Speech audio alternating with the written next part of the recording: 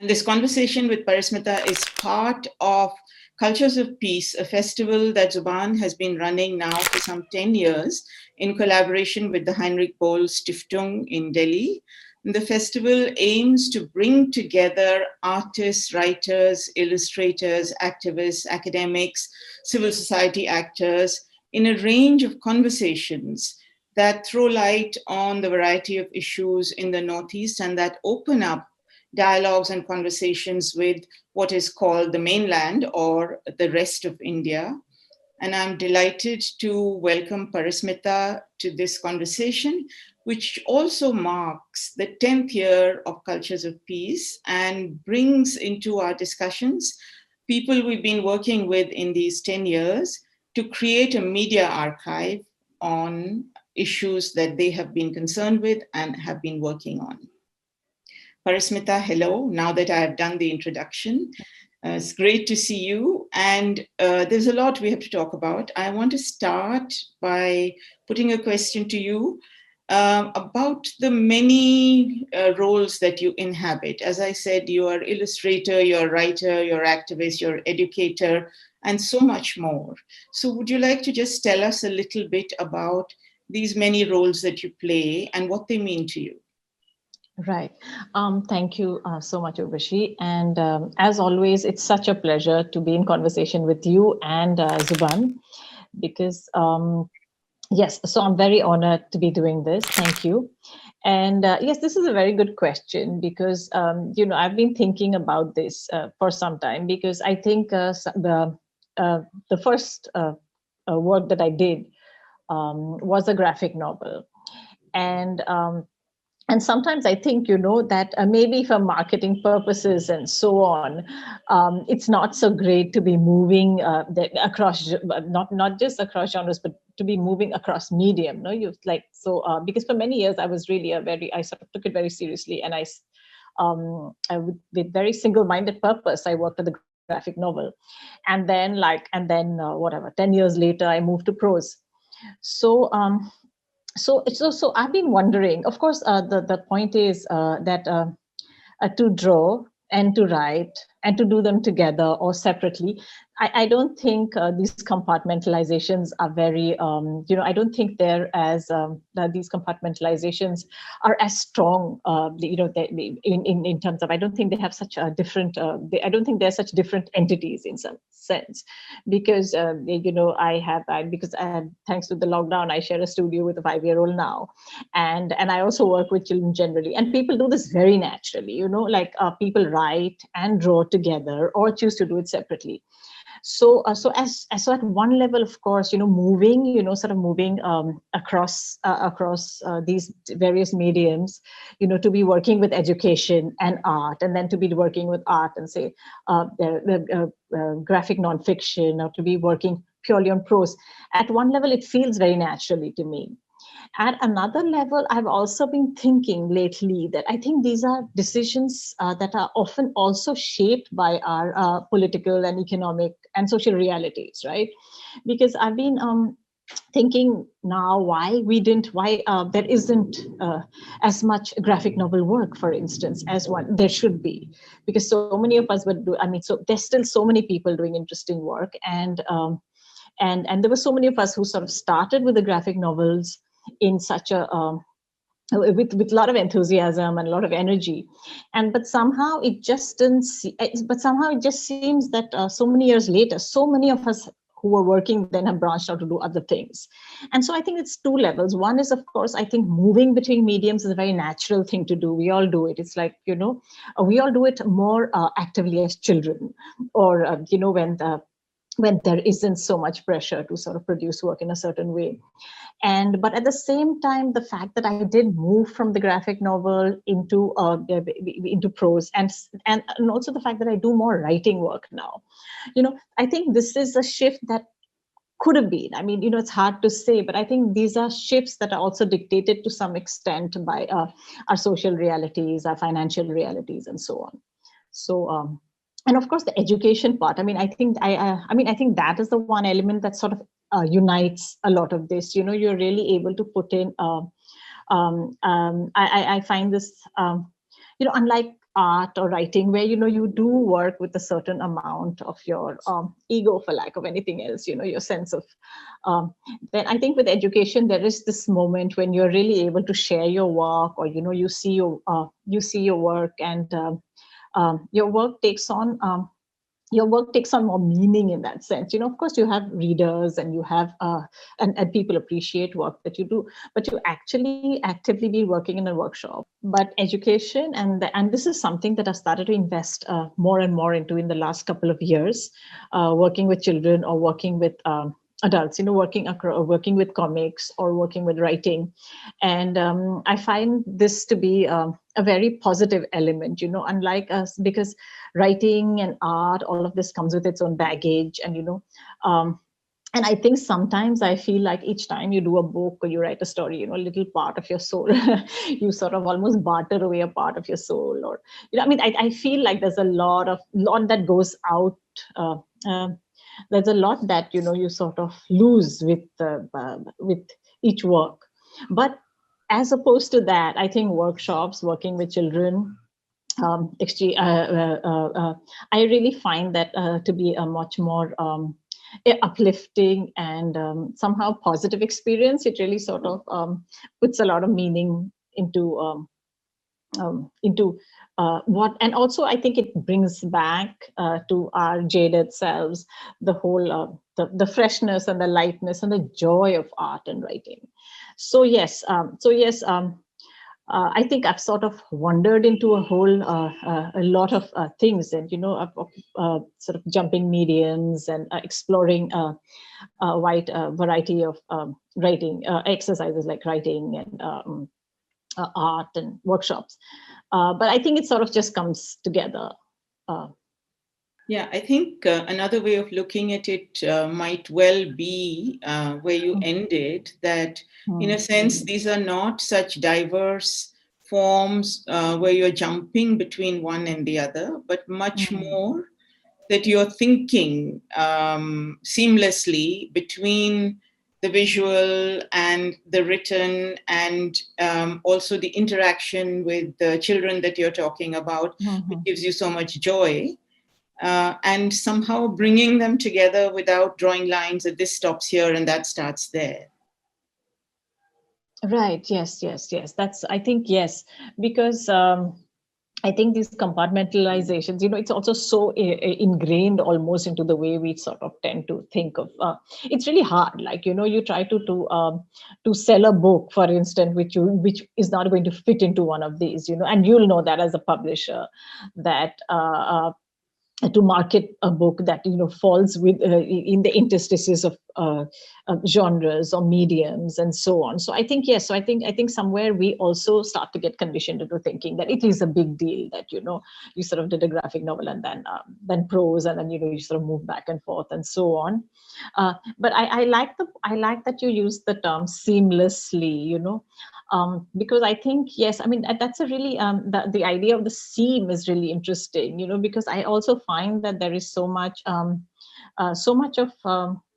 I mean, I shouldn't generalize, but so much of my work, or it often comes these like work. Sometimes your work, they don't necessarily come from a good place within you. I mean, they don't necessarily have to come from a good place within you. It sometimes just comes from pain or a difficulty or a difficult period, right? And so there is. I mean, I always find that conflict is a large part of conflict, even within ourselves, or pain. All of these elements do play such a role in production of a work of art, right? In production of a book or a story or all of that. So I like the idea of the seam, because it's really like that. There are all these, like, whether you use a metaphor of like the seam and the of weaving, or geological, these are these fissures, and it's really like a landscape that you I mean, that's life. There's this landscape that you have to sort of go through. I've always thought, landscape is a great word to use. And I've always thought when I'm trying to grasp what's happening with the women's movement, say in this country, of the metaphor of a kaleidoscope. So that it's all different things are happening at the same time, and you move the things and you get different perspectives on what's going on. But there's so much you've said here, and I want to come back to a lot of it. But starting with the idea of seamlessness and combining or bringing together all the things that you're interested in, I want to go back to two of your pieces of work. One of them is the wonderful series of articles that you did for the Huffington Post following the National Register of Citizens in Assam, where you so evocatively used art along with your writing. And so interestingly, in that art, not only to evoke, but also to literally explain, the steps that lead to, say, a Muslim woman getting completely marginalized of her identity. And then later, the book that you did for us, Centrepiece, where you also bring these two things together. So can I ask you to talk a little bit about those articles and how you wrote them, and if possible, if it isn't too much, because it's clear when you read those, that they are also born of a lot of pain in the heart of the artist and the writer. And you just referred to writing not always coming from a good place. So if you could speak about those and then about Centrepiece, or we can come back to Centrepiece because it's a different piece of work. Yeah, right. So the NRC pieces, I kind of feel that in some sense, I mean, it's not a substantial body of work, it's just a couple of, and because you're working so much to the deadline, and you have to sort of bring the pieces out at a point when before the public loses interest, or something else takes over. So there were all these they were also slightly hurried, I felt. I mean, if I were to walk on them, they were really graphic reportage, in that sense, that you had to keep to the deadline. I'm sure if I had like 6 months to do a piece or something, they would be very different. So one is that there is really the urgency, and I had to just put down. And there were two things that were related. I mean, there are a whole lot of things that made the NRC pieces very, very difficult to do. And I think one was that I had a very I took up the assignment because because it was an exciting offer, and one doesn't get that many offers. But my child was quite young then, so so it's, and as and as someone who has not really done journalistic work in that sense, it was really quite a there were just all these challenges of also, I mean, the NRC pieces right from the beginning, and in consult and in conversations with my editor, I knew this was not a piece I was just going to be able to do based on secondary work. One, because things were happening on the ground, as you sort of went. I mean, things were just happening on the ground, and a lot of the time nobody really knew what was going on. So you really had to go to the circle officer. You had to do those interviews, because it was not possible to just depend upon secondary material and do the work. So you had to reach the people and reach the places, talk to the people, show up in the offices, all the work that the primary journalistic work was there. And then the other and then so there is that element. And then there is, of course, the other fact that I've not been in Assam that long when I did this piece. It's been, I think, maybe a few years. And and I too, I mean, the fact that my surname, for instance, is not an obviously Assamese surname, and and I haven't been, and for many years of my adulthood, I've not been in Assam. So there were all these questions of belonging, and also, did I even have the right to do the story? Right. And this is something that even with pieces come and everything, this is a question that I feel like I have to, that I encounter and each time, which is that, okay, what right do I really have to even have a say in the NRC? Because people had such strong feelings about it, right? The people who were, I mean, everybody, because it was something that they really captured the imagination of of various sections of the Assamese people. And so one was, I feel like I don't have that authority of belonging, so and that was, I mean, so that was the first question, that what right did I even have to put, to sort of barge in and try and tell these stories. And so at that point, I mean, that is when when I went into the field, the first thing that I realized was that this is a feminist issue. when I started talking about the whole question of women and documents, it like one part of the NRC just comes down to that. It's a question of women do not traditionally have documents, right? For a variety of reasons. They do not own property. They do not own. So the first thing it struck me was that this is a feminist issue. This is not, along with all the other various layers to this, one really essential part of it was about the fact that women do not have identity proofs because of certain structures of the patriarchal society, and of the patriarchal structures that they come out of, and then to sort of be harassed and to be harassed by the state. So already within the community, you don't own land, you don't have documents, all of that, and then top of that, to have the state then start to persecute you for this. It was a double bind that was really that was quite devastating in some sense. So I took that position fairly early on with those pieces, that I had to see it. And the other thing that happened was that because I was sort of when I had to sort of travel out to do these interviews and so on, and so and because of childcare issues or whatever, a whole lot of interviews I actually did carrying along my mother and my 3-year-old, right? Because so so I saw it. You sort of get onto the field, and already you were not that classic journalist, that you probably had in your mind. The war journalist with with the neat safari suit, sort of walking in. It was just a pathetic scene. Dragging sort of like this entourage coming into a village or something. But having said that, it really also opened up a certain kind of it really opened up because I did go in as an outsider, even though I'm Assamese, or at least I identify as one, and I speak the language or familiar. I was still an outsider in many of these spaces where I was talking to people. But it also, a lot of the people actually also then started to speak to me about how difficult this whole the whole issue of the devoter, and women being penalized and women being threatened with detention centers and jails, and mothers, and how devastating this effect had been on mothers. So a lot of people actually, seeing my entourage, started to specifically speak about issues that they thought would be that's how conversations happen.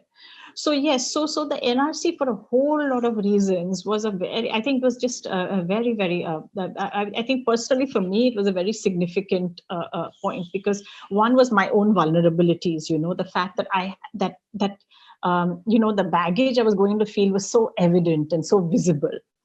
And two, and two, that the atmosphere was, the large part of the public opinion was not really, people were not really willing to consider the fact that that there was so much suffering in the NRC process. So there was that. So there were all these elements just that just sort of came together in the which made which really I think made the NRC. I don't even know how good they are really as it, but personally I think, as far as like my body of work goes, that was really something that was important in terms of the questions I had to ask myself, and these very hard calls I had to take in terms of perspective, and and also question, and also the other aspect of the NRC work, which I should also bring out, is that so a lot of people got into a lot of trouble, right? Whether it was online trolling or whatever, for the work they had done on NRC with certain perspectives. But I was one of the people who, but I didn't have but I was one of those people who just, I didn't have suffer any trolling, nothing happened. Okay, which is, which is not something to feel, which is not, which is not something to feel sad about or bad about. Of course, I was very grateful. But the thing is also, I started to, but there was a whole, I think, this too opened up a whole different element, right? In the sense that I think a large part, the questions of my own belonging, and also questions of maybe people, I think people just saw the name and saw it as an outsider, And also the other factor that I had to, the other question that I had to ask myself was that so much of the reporting, that I did, also I also had to take into account that a lot of the reporting that I did there about questions of privilege, right? The privilege of having a non-Muslim name, because I always asked myself, how would I have been able to continue this work if I had a Muslim name? Right. And that, and I mean, the central question of privilege then, class privilege, now even the question of your name and so on. So really, I mean, so basically I brought this up because so really the NRCs became a question of many things coming together. Yeah. So, and going from there to Centrepiece, and I think Centrepiece came before, I did the Centrepiece work before the NRC pieces. So yes, of course, now I'm all like nostalgic and everything about the NRC, about the, not the NRC, about the Centrepiece, because it was, because now that I think of it, really, it was, the child was even younger then. So the NRC, I think, and Centrepiece are very interesting. And I was thinking of it this morning because I said, I think Centrepiece for me was also a long way. It was such a pleasure to actually be commissioning work, to be seeing work, and and the possibility of work, which is what commissioning is, right? You just have an idea, and and this is something so exciting. You have an idea, and the prospect of what the idea is going to lead to. And I had this immense privilege in being able to anticipate this and join in this excitement with being able to, when I was editing Centrepiece. I think at that stage in my life, Centrepiece did two things. One is that it was like an escape.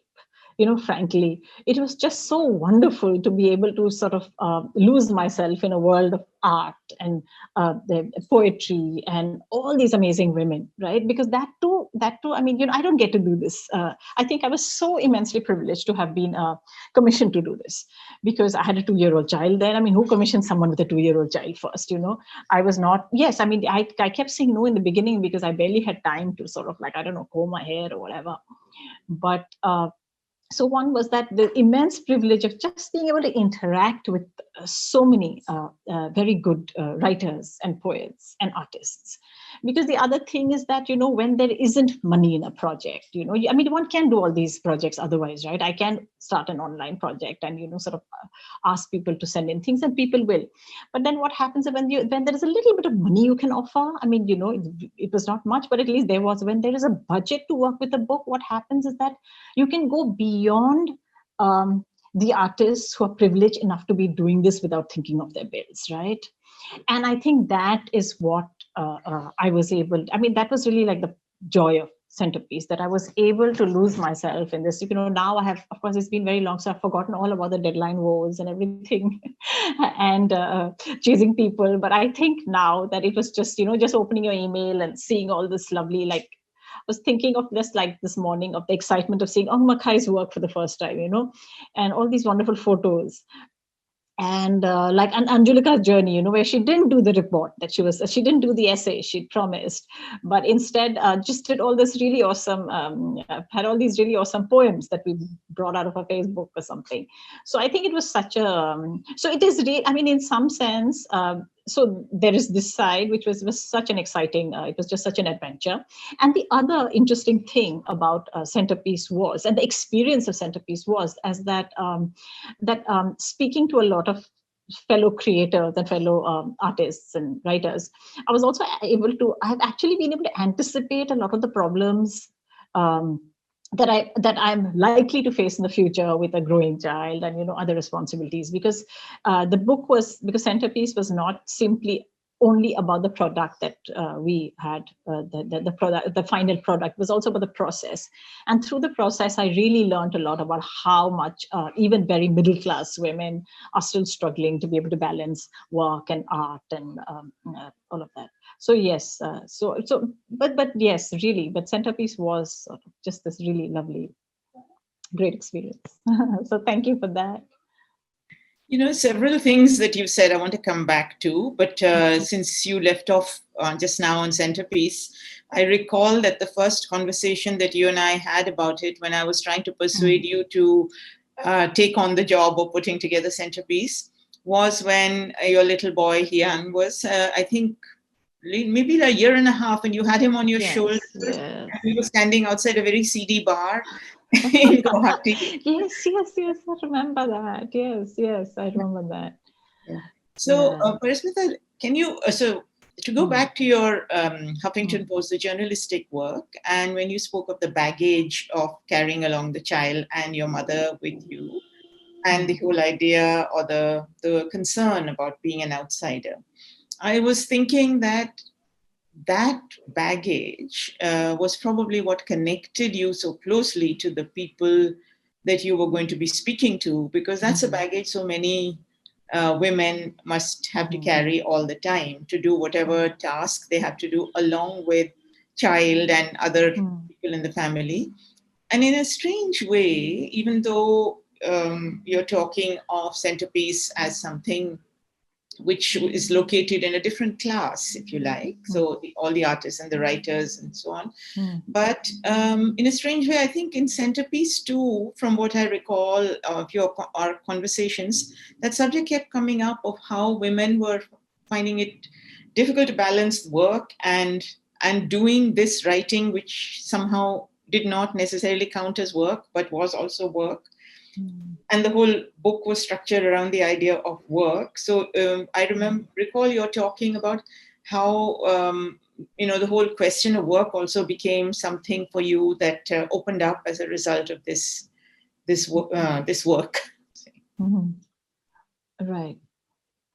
Yes, yeah, the central, yeah, the I mean, in fact, later, when I was speaking about Centrepiece in another event, I remember someone was actually very surprised, saying that, oh, so you edited a book on work, and you had, and none of these women, and I mean, and your central experience was all the struggle you had, like actually putting, of women dealing with work, of the writing or the art as work. And in fact, I don't even think it's surprising, but of course I had not anticipated, like, I think when we hit upon the idea of when we hit upon the idea of the theme, because I thought it's always useful to have a theme right at the beginning. It makes you feel like the whole project is somehow doable. And so I mean, it's hard, because you're looking back, but I don't know what I mean. I think work seemed like an interesting theme, but I really feel that I had no idea, of how much our own lives and our own processes too would be would sort of be, all the debates around all of this, how much it would actually how much of it would inform the book as such.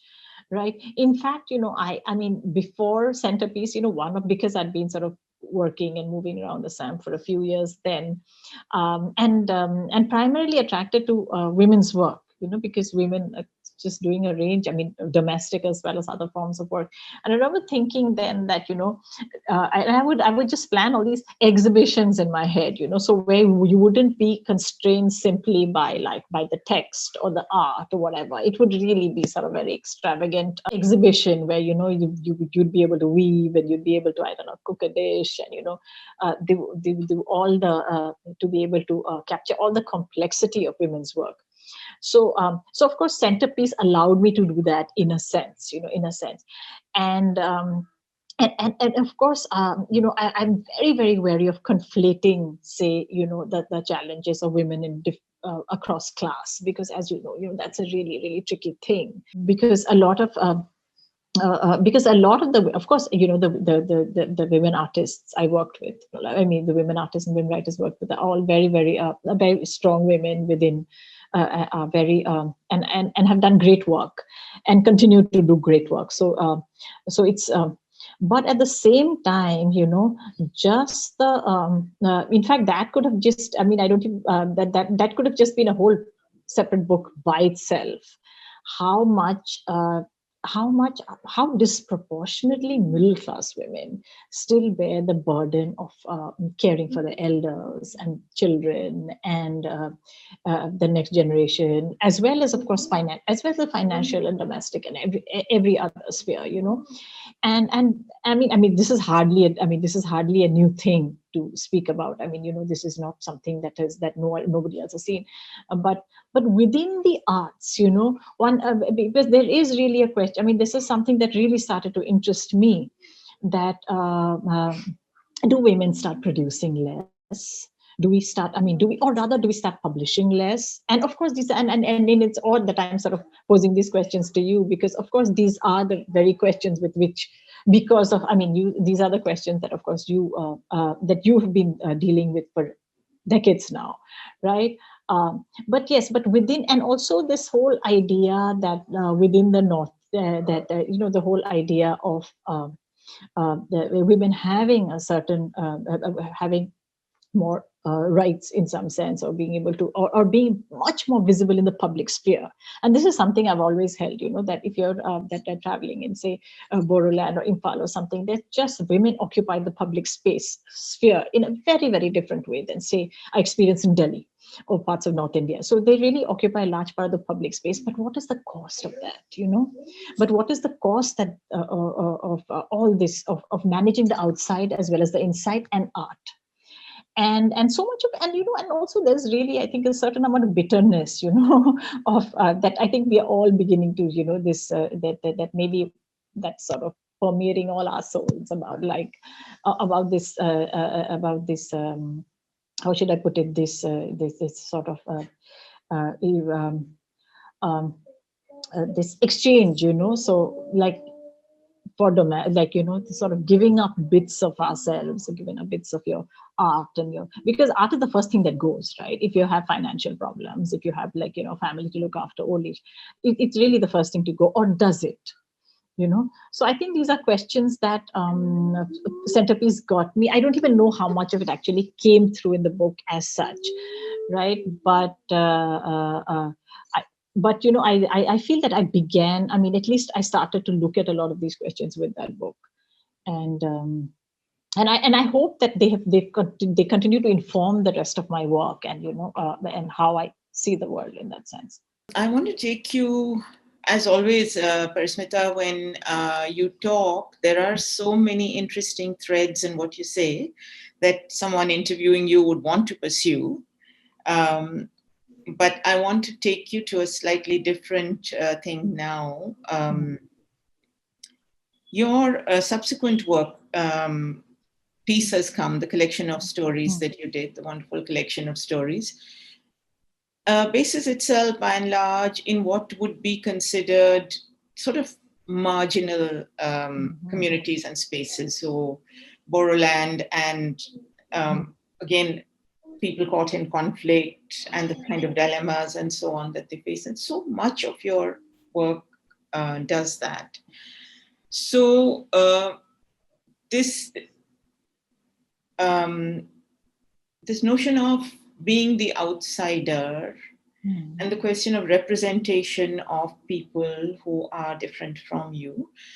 Long ago, you and I had a conversation that kind of remained incomplete, but that has always stayed in my head as a conversation that we should extend further. And I wanted to bring it back to you today, which has to do with this, which is about the ethics of writing, both fiction and non-fiction, and of the responsibilities of the writer, and the writer as outsider, the writer as representative, and the writer as a carrier of stories which are often, I mean, you said at that time that there are stories that are too painful to actually articulate, and some that don't go away and insist on finding a voice eventually, and then you have to give them a structure. But they're the most important stories are the ones that you often haven't even written.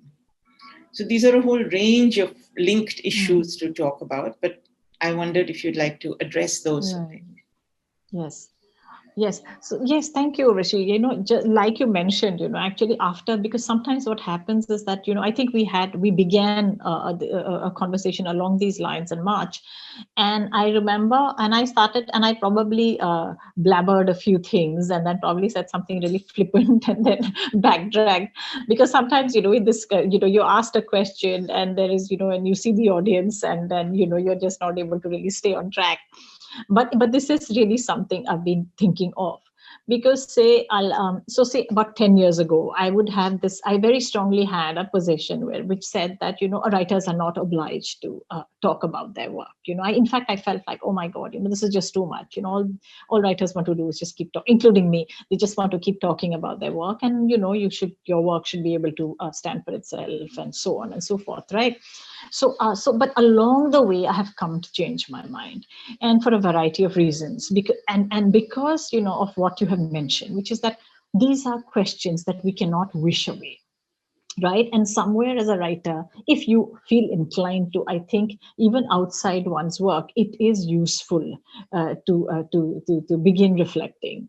Then there is, of course, the danger that I may actually be saying all these, that I may actually have all these ideas about all these political ideas that I articulate in a conversation or an interview, and then there is a danger that none of this actually shows up in my work, and so, but I think this is a risk that one I mean, I think I'm just at a point now, and with the kind of politics around us, I think I think we're at this point now when it then that I think it's not a bad idea to start speaking about things. And I think it's important almost sometimes. And so this question of representation, as you know, has really been, it's has been something that I have, that's been central to my concerns for a while now. So if you're doing something like Centrepiece, there's a way out.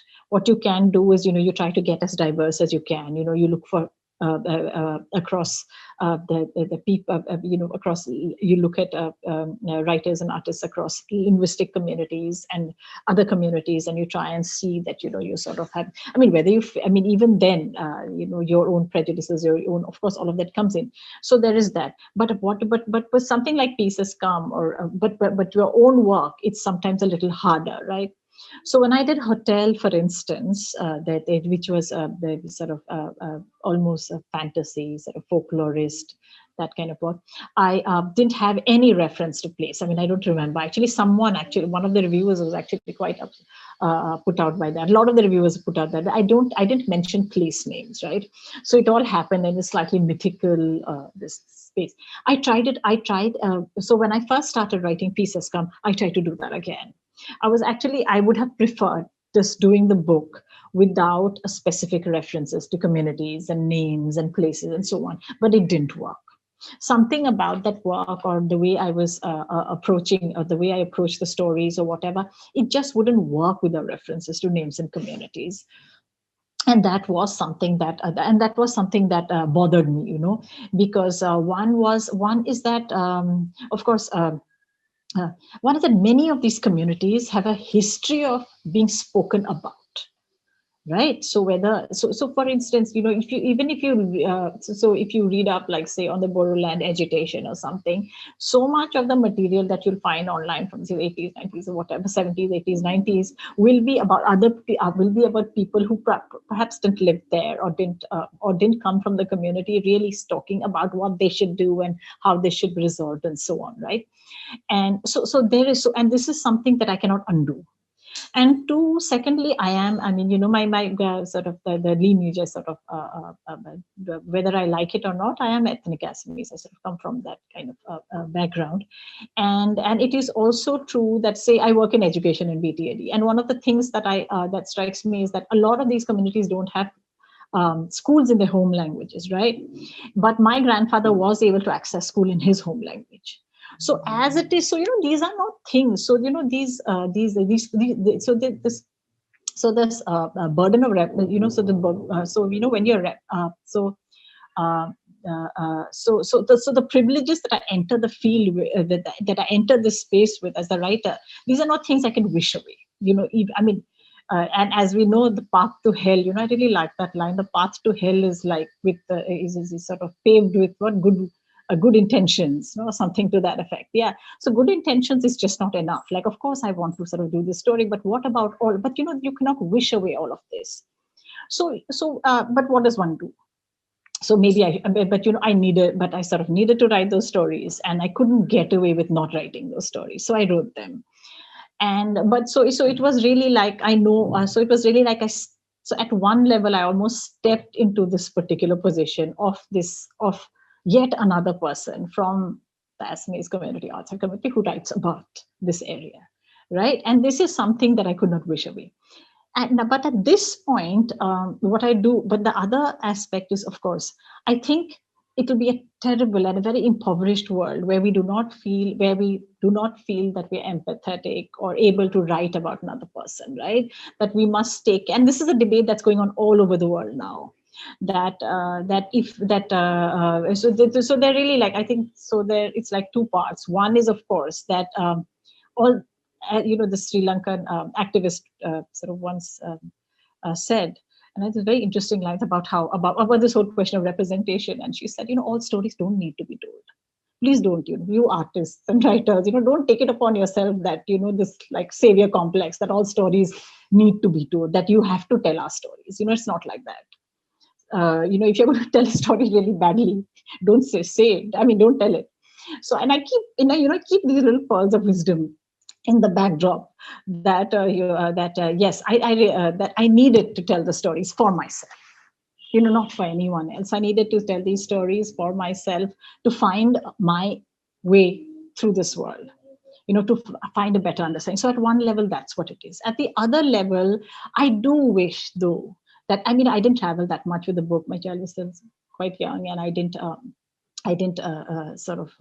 go to the, I think I didn't do as many readings with students, but I was really quite prepared for someone to stand up and say that, oh God, like another book written by sort of a valley, an Assamese person about the tribals, like, surely.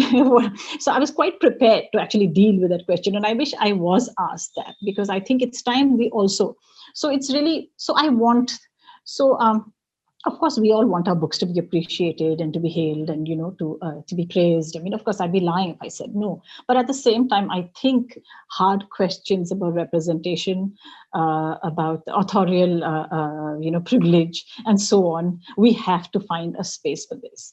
And more than a book of short stories and so on, I think, edited volumes, criticism, I think, some of these conversations have to also start coming out from there, with including for literature from the Northeast, I think. I don't know whether I've sort of, I think I've just veered all around, but I've sort of tried to answer.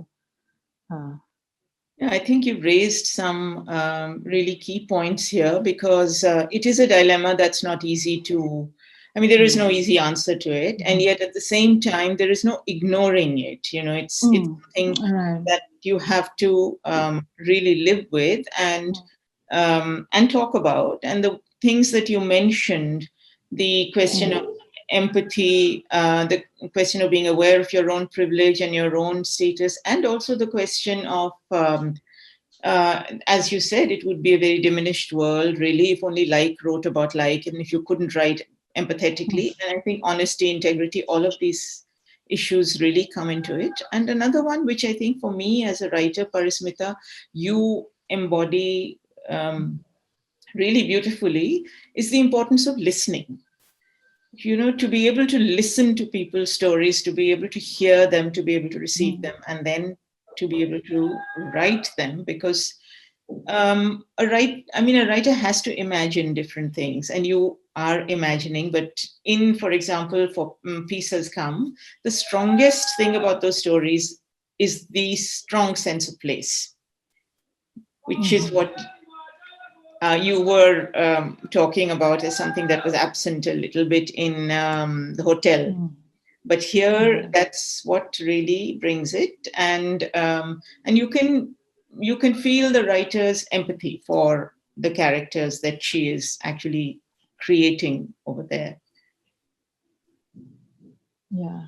No, I'm thank you. I'm really, because there is always, there's always that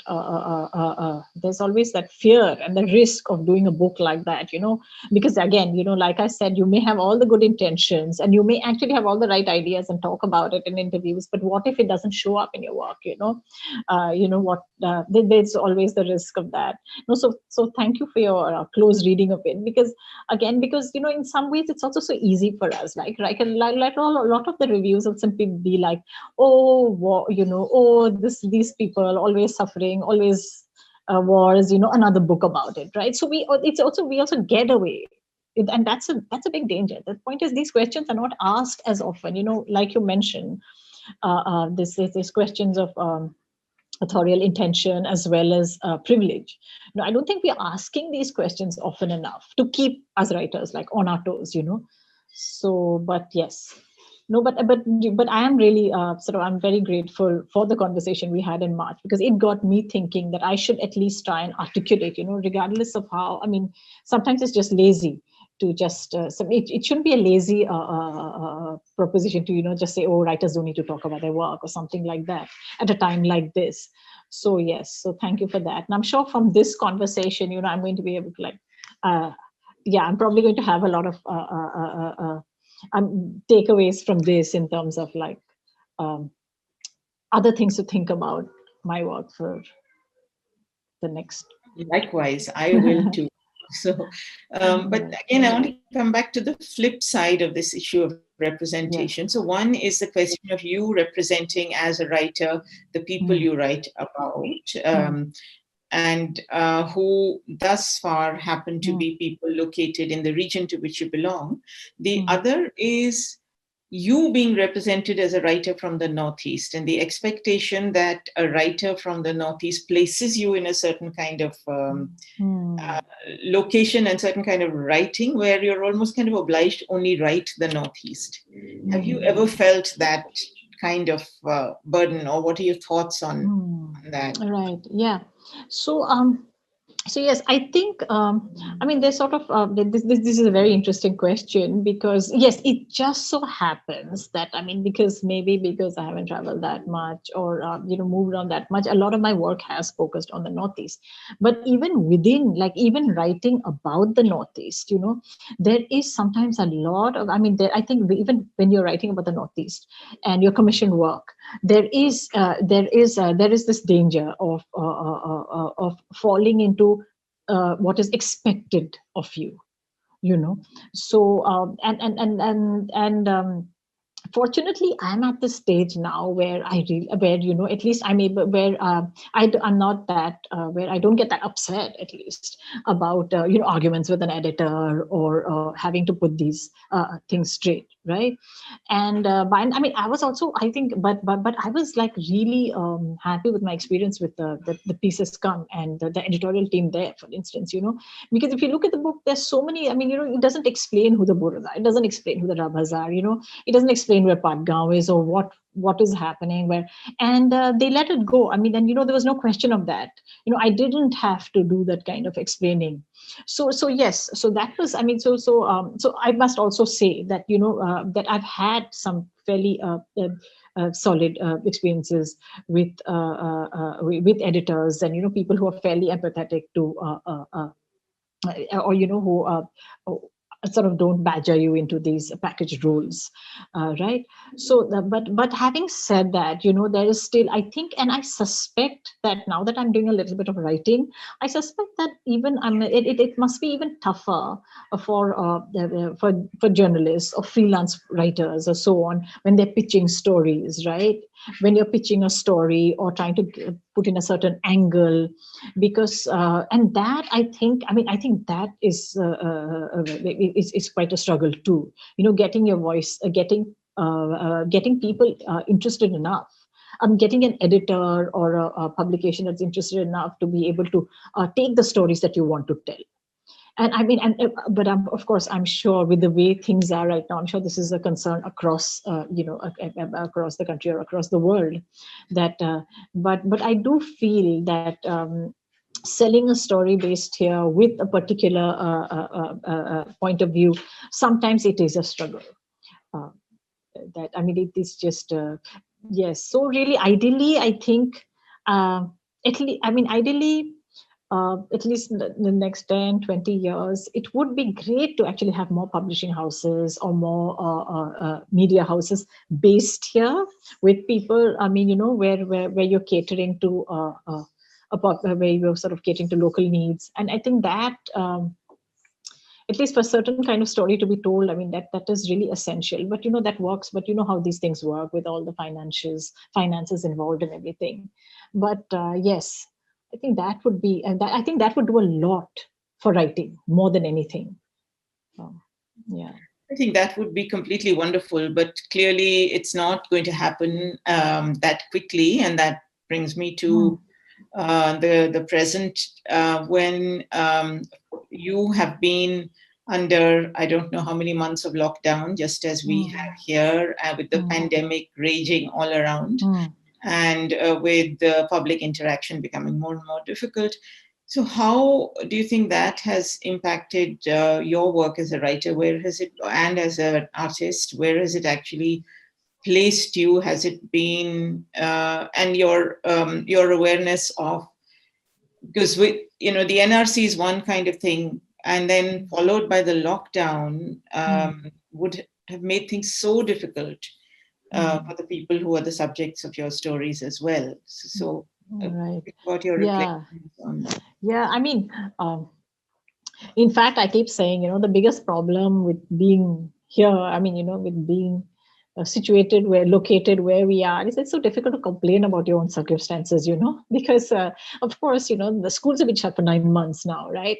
So we are all, so all of our, this of course it's been difficult because of lack of childcare, all of that, which, as really gets in the way of actually of creative work, of productive work.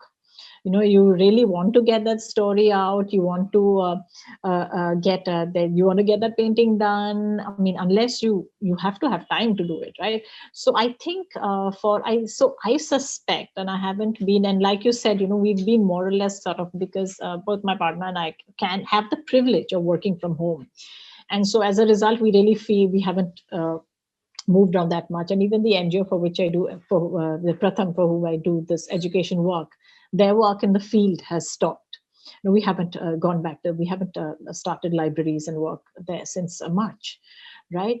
So of course, interactions with the larger world as such is limited largely, but it has been, but just my immediate neighborhood, because that's one thing the COVID has done, right? It's really pushed us to sort of rely very much on our, and to acutely observe our own particular neighborhood and corner of the world. And it's been devastating out here. The very long lockdown initially, when Assam was actually not affected at that point. And then when the virus did come, when COVID did arrive, then there was another long spell. So I mean, so at the level of just my own neighborhood, the people, like suddenly you have, because we live near the river. So suddenly you see, like, half so people who work in the transport department or as cab drivers, something, suddenly overnight they turn, like, after the first month, second month of lockdown, they turn to fish sellers or fishmongers, fishermen. So it was a little, so it's, and a lot of, people had to just, you sort of land up opening a really small tea shop or something, because all your other forms of employment have collapsed. So just, I mean, so to see the community go through this has been really, has been a real eye opener in terms of how much of our how little of the welfare state we really have, right? Like, we just have nothing. If your day to day, in case of a natural disaster or anything, or a pandemic, there is no support, nothing to fall back upon. And that has been that's been a really, really sort of devastating thing to come to terms with, that there's nothing, to just to safeguard your neighborhood and the people around.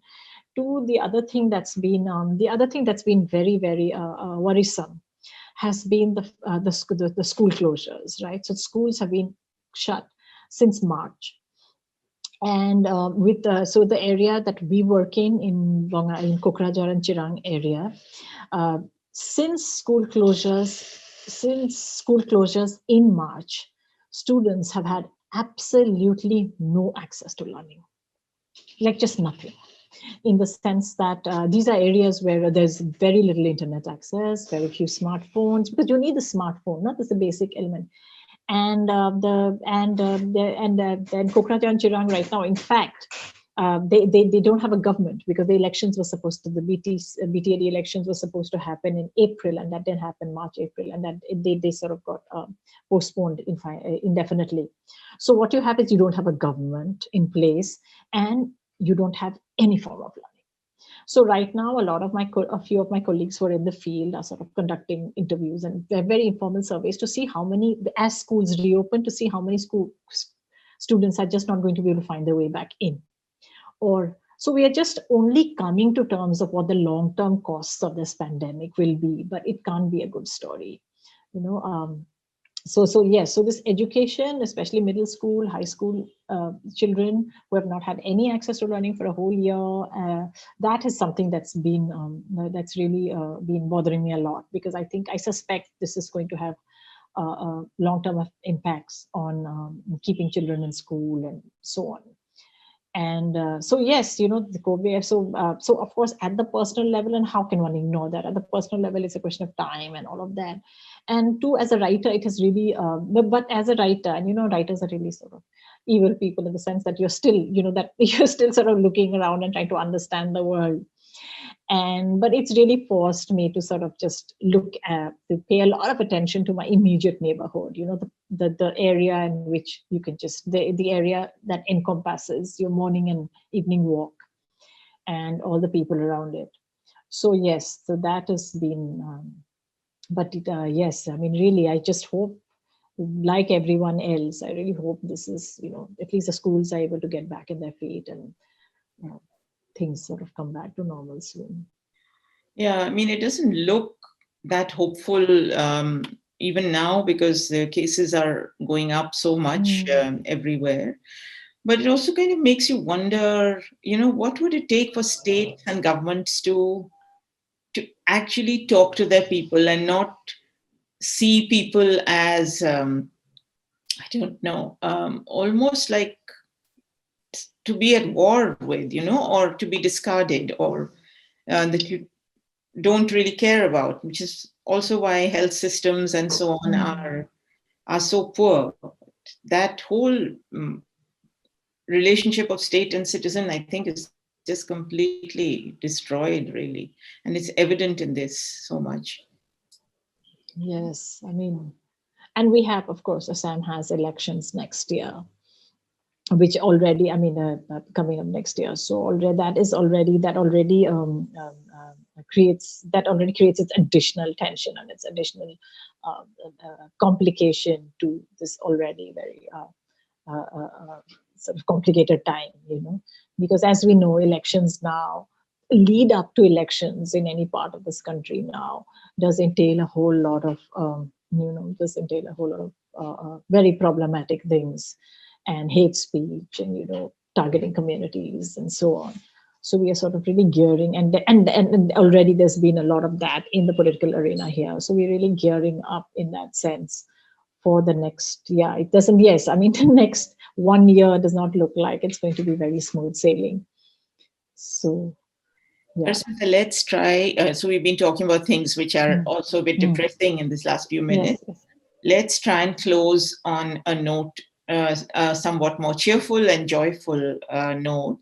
So I want you to talk a little bit about the joy that doing your children's books gives you, because you've got lots of lovely stories that you've transformed into books, and you've published quite a few interesting stories. So just talk a little about that, and how, I mean, you've been working with children for a long time, but did it become different after the young boy arrived on the scene? Well, that's a very interesting question. First of all, children's books, oh my God, that brings out like this completely, like this really depressive creature in me. So yes, Yeah, children's books are like really hard. joyful. Yeah. No, yeah, children's books, no man, I'm not doing another children's book for the, yes. Uh, but they're actually two very, very different things. Working with art in the home studio, as we have started to call it, and in other spaces.